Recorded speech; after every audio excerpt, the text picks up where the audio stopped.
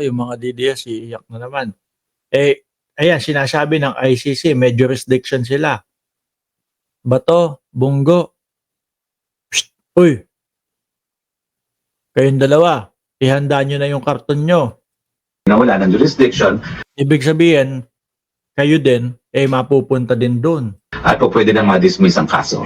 So, ibig po bang sabihin, pwede na ring magdire-diretso yung pagre-release nila ng arrest warrant doon sa ibang Hop, hop, hop, hop!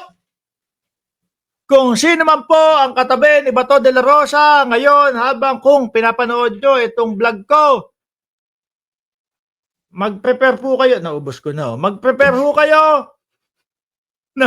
Napakalamig na tubig. Ilagay sa gilid ni Bato de la Rosa. Sa kabilang panig naman po, yung pampababa ng presyon. Baka tumaas yan. Dahil ito ho, si Roque na ang magsasabi. Roque, i-real talk mo na si Bato. sabi nilang possible na involved dun sa case po ni former president?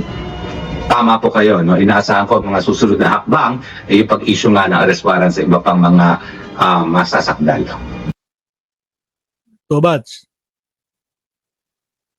Tobats. Uy, Tobats. Putrages ka, pupunta ka na naman ng bundok.